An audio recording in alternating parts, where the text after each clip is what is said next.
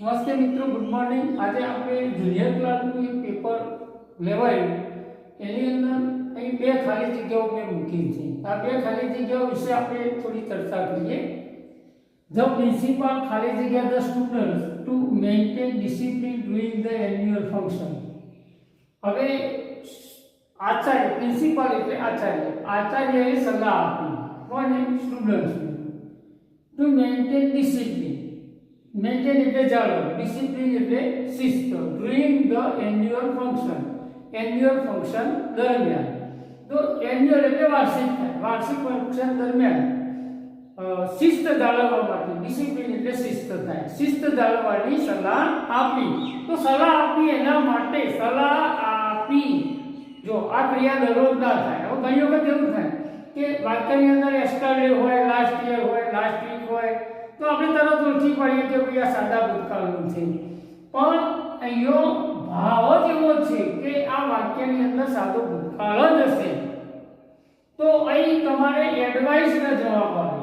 એડવાઇસનો જવાબ એટલા માટે આવે કે આની અંદર તમારે ભૂતકાળ મૂકવો પડે। કેમ ભૂતકાળ મૂકવો પડે? તો એક વાત યાદ રાખો કે સલાહ આપી હશે, સલાહ દરરોજ અપાતી નહીં હોય, કારણ કે આ રોજ ના બને। રોજ બનતી ઘટનાઓ સાદા વર્તમાન કાળમાં મૂકવામાં આવે છે। આ ઘટના રોજ બનતી નહીં, એટલે આમાં ભલે યસ્ટરડે, લાસ્ટ યર જેવો કોઈ શબ્દ ના હોય જેને આપણે ભૂતકાળ સૂચક શબ્દ કહીએ, છતાં પણ આ વાક્ય સાદા ભૂતકાળનું છે। સાદા ભૂતકાળનું છે એટલે તમારે અહીંયા એડવાઇસ જ લખવું પડે। કેમ એડવાઇસ ન લખવું પડે? તો સાદા ભૂતકાળમાં એડવાઇસનું ભૂતકાળ એડવાઇસ કહેવાય। બીજી એક વાત કરીએ કે એક એડવાઇસ શબ્દ આપ્યો છે, તો એડવાઇસ એટલે સલાહ થાય અને એડવાઇસ એટલે સલાહ આપવી થાય। આ બેમાં આ ફેર છે, આ છે વર્બ છે, આ છે નાઉન છે। મિત્રો યાદ રાખો કે આ બે બીજા થોડાક શબ્દો છે આવા, બરાબર? તો એની અંદર પણ આવું છે। આના પછી આપણે થોડી ચર્ચા એની પણ કરી દઈએ। હવે બીજું વાક્ય પરીક્ષામાં પૂછ્યું હતું કે the hockey coach advised the players to focus ખાલી જગ્યા improving their footwork during the practice. હવે ફૂટવર્ક એટલે પાયાનું, ફૂટ એટલે પગ થાય, વર્ક એટલે પ્લેયર્સ નહીં, અહીંયા તમારે એવોર્ડ લેવાનું કે પાયાનું કામ।